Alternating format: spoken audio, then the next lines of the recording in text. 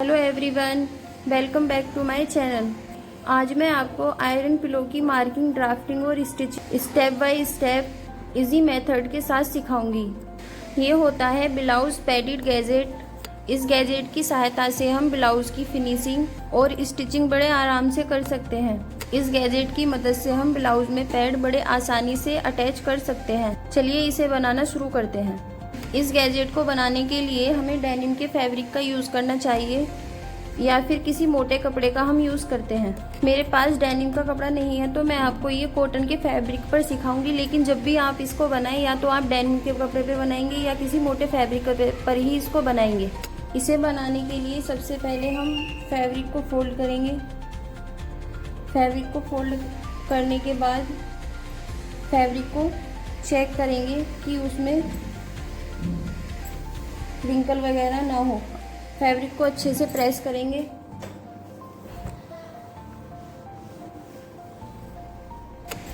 Fabric को fold करने के बाद फैब्रिक की लेंथ हम लेंगे 12 इंच पर मार्क करेंगे और विड्थ लेंगे 4 इंच पर मार्क करेंगे। ट्रायंगल शेपर की मदद से सीधी लाइन ड्रॉ करेंगे। लाइन ड्रॉ करने के बाद कर्व शेपर की मदद से ऊपर की तरफ इसे सेक देंगे। नीचे 1 इंच ऊपर जाएंगे, मार्क करेंगे और ट्रायंगल शेपर की मदद से सीधी लाइन ड्रॉ करेंगे, तिरछी लाइन ड्रॉ करेंगे। उसके बाद कट करेंगे।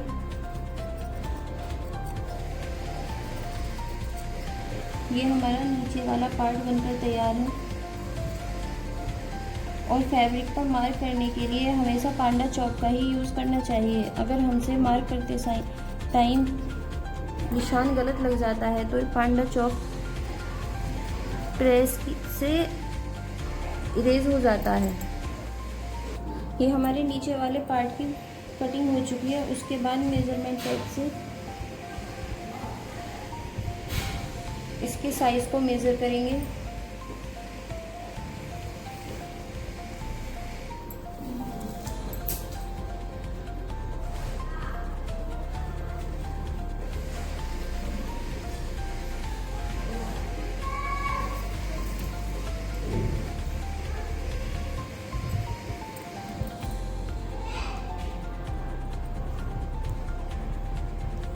ये हमारा बैठा है 36 एंड हाफ का।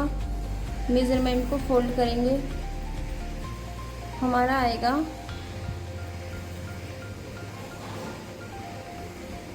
18.5 में 1 स्टिक कम। अब हम दोबारा से ऑन फोल्ड पर कपड़ा लेंगे और अच्छे से प्रेस करेंगे। हम साइड में लगाने वाली पट्टियाँ कट करेंगे। पट्टियों की लेंथ जो हमने मेज़रमेंट से बैक पार्ट का साइज़ मेज़र किया था उसके हिसाब से रखते हैं, तो वो हमारा 18.5 में 1 स्टिक कम आया था, तो हम इसको 18.5 पर मार्क करेंगे।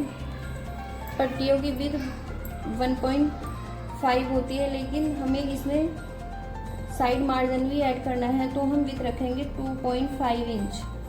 2.5 इंच पर मार्क करेंगे।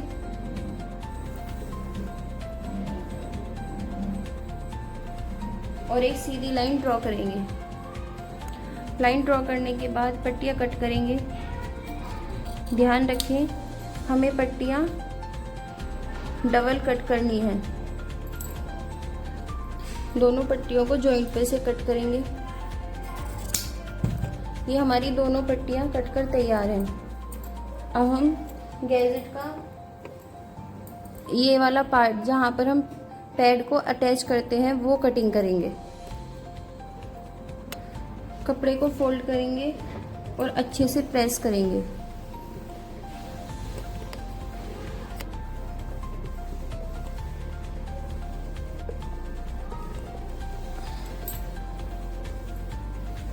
प्रेस करने के बाद जितनी लेंथ हमने बैक पार्ट की ली थी उतनी लेंथ लेंगे।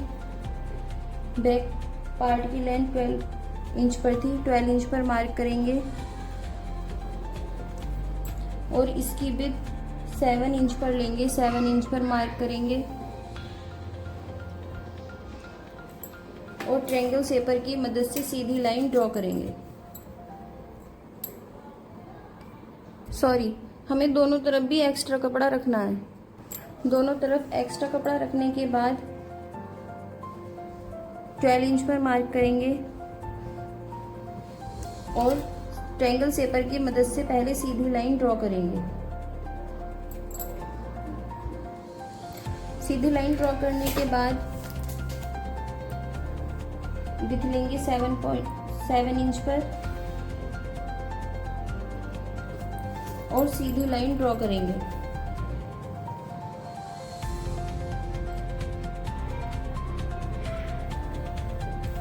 सीधी लाइन ड्रॉ करने के बाद इस बॉक्स का सेंटर पॉइंट लेंगे जो हमारा 6 इंच पर आएगा। मार्क करने के बाद सीधी लाइन ड्रॉ करेंगे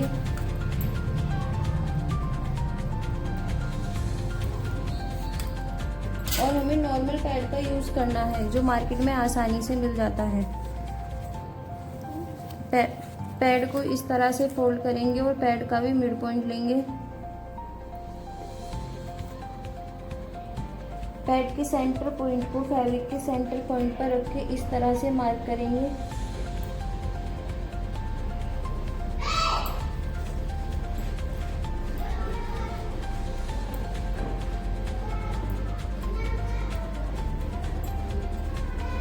मार्क करने के बाद जो हमने दोनों तरफ एक्स्ट्रा कपड़ा रखा था उसे एक्स्ट्रा में ही कट करेंगे।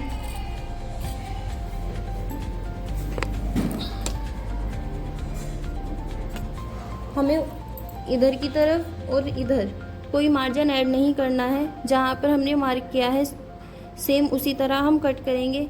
इधर और इधर हमें एक्स्ट्रा कपड़ा रखना है। पार्ट के सेंटर पॉइंट पे हम नोचेज लगाएंगे। नोचेज लगाने के बाद चेक करेंगे कि हमारे दोनों पार्ट इक्वल है या नहीं। अगर बराबर नहीं है तो जो एक्स्ट्रा कपड़ा है उसे साइड से निकाल देंगे।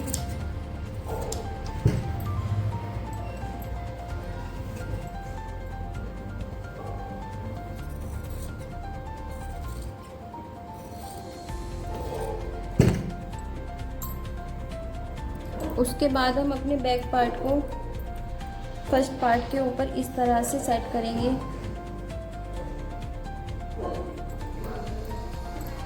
सेट करने के बाद यहाँ से आपको हल्का राउंड शेप देना है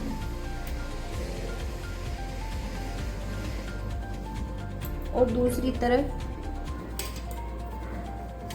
वी शेप देना है।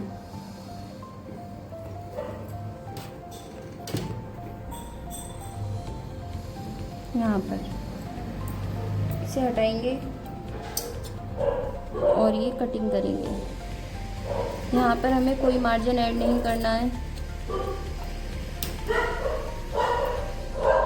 इधर की साइड हमें थोड़ा ½ इंच का मार्जिन ऐड करना है।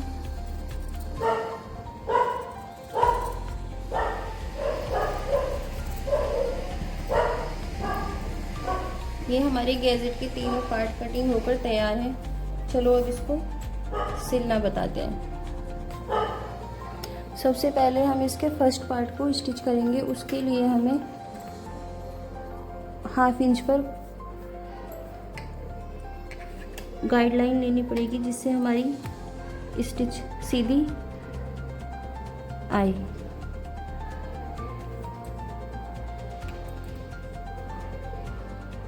½ इंच पर गाइडलाइन लेंगे। गाइडलाइन लेने के बाद स्टिच करना शुरू करेंगे। स्टिच करेंगे।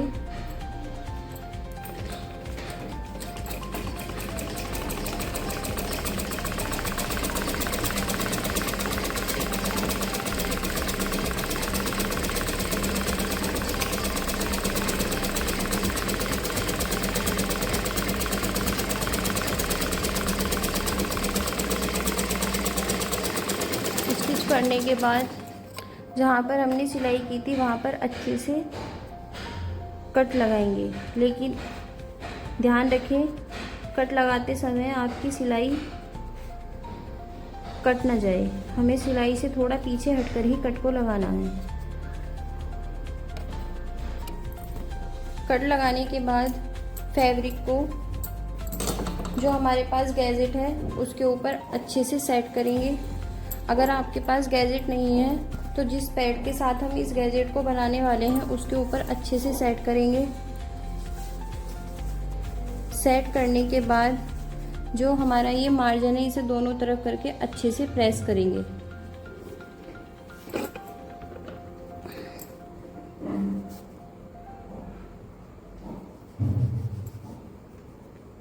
सारे मार्जिन को दोनों तरफ अच्छे से प्रेस करेंगे। इस तरह से प्रेस करने के बाद फैब्रिक को पलटेंगे और उसके अंदर पैड को लगाएंगे। पैड को लगाने के बाद ऊपर से भी इस तरह से प्रेस करेंगे। प्रेस तब तक करनी है जब तक हमारे फैब्रिक के रिंकल ख़त्म ना हो जाए।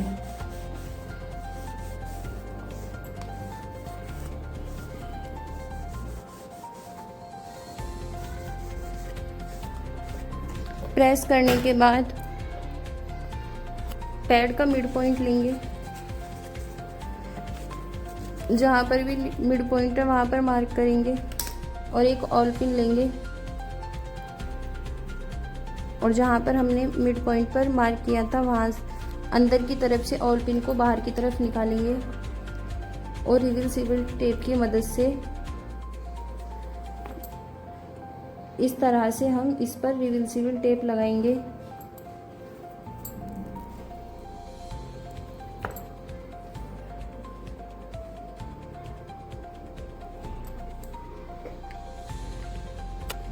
अच्छे से रिवर्सिबल टेप लगाएंगे।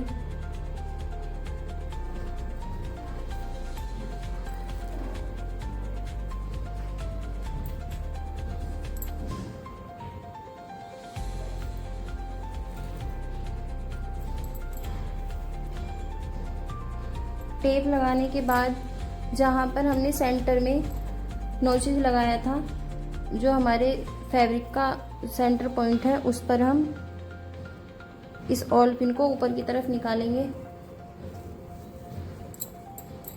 और अपने पैड को फैब्रिक में अच्छे से अटैच करेंगे। उसके बाद प्रेस गरम करेंगे। जब प्रेस गरम हो जाए उसे इस तरह से कपड़े और पैड पर आयरन करेंगे, जिससे कि हमारे फैब्रिक में रिंकल ना आए और हमारा फैब्रिक पैड से अच्छे से अटैच हो जाए।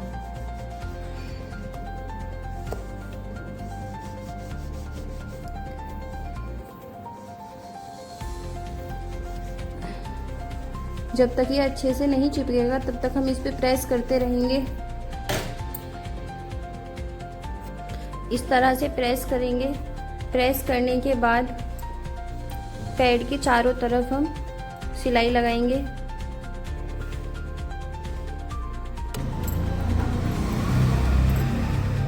स्टिच लगानी शुरू करेंगे।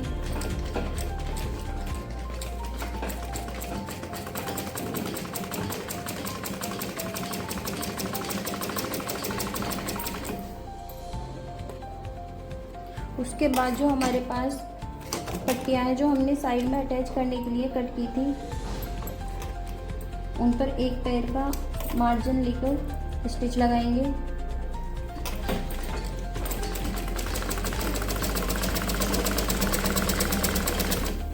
दोनों तरफ से स्टिच लगाएंगे।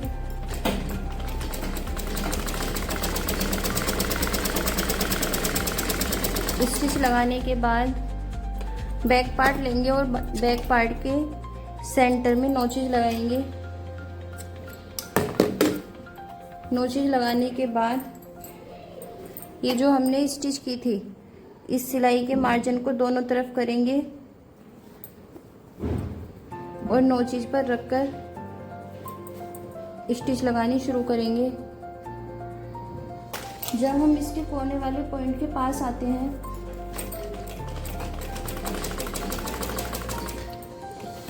तो कोने पर फैब्रिक को कट करेंगे। फैब्रिक को कट करने के बाद स्टिच लगाना शुरू करेंगे। अब देखना हमारा फैब्रिक बड़े आसानी से घूम जाएगा।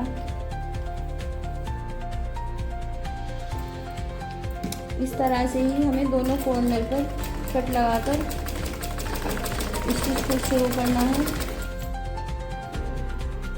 ध्यान रखिए हमारा ये वाला जॉइंट जो मिड पॉइंट का नोचीज है उस पर ही आना चाहिए। अगर ये एक्स्ट्रा होता है हमारा फैब्रिक तो हमें कट करके उसको बराबर करके यहाँ पर जॉइंट करना है। स्टिच लगाने के बाद इस फैब्रिक को इस तरह से सीधा करेंगे और इसके अंदर अच्छे से प्रेस करेंगे।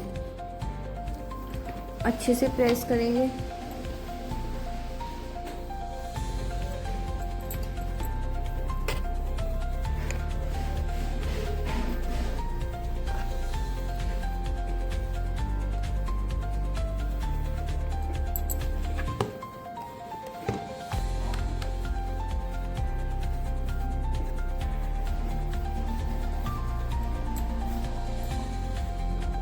जो गैजेट के कोने हैं उन्हें प्रेस की सहायता से बाहर निकालेंगे।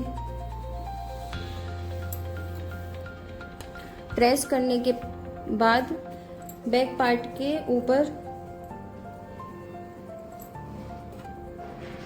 बैक पार्ट को पलटेंगे। बैक पार्ट का भी मार्जिन बाहर करेंगे और इसके ऊपर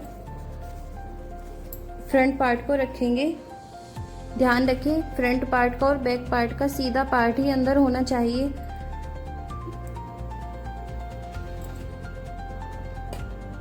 बैक पार्ट के जहाँ पर कोने हैं वहाँ पर मार्क करेंगे। मार्क करने के बाद फ्रंट पार्ट के कोने को बैक पार्ट के कोने पर रखकर स्टिच लगाना शुरू करेंगे। स्टिच लगाने स्टार्ट करेंगे।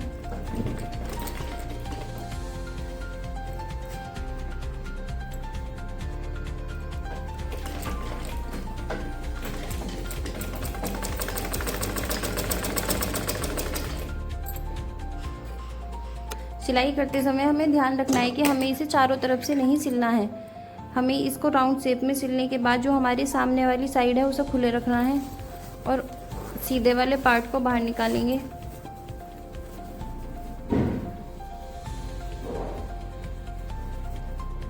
बाहर निकालने के बाद इस तरह से हम अपने कॉर्नरों को पेचकस की सहायता से अच्छे से सीधा करेंगे। हमारे पास जो भी वेस्ट फैब्रिक होता है या पुराने कपड़े होते हैं उन्हें हम छोटे छोटे पीसेज में कट करेंगे और गैजेट के अंदर फिल करेंगे।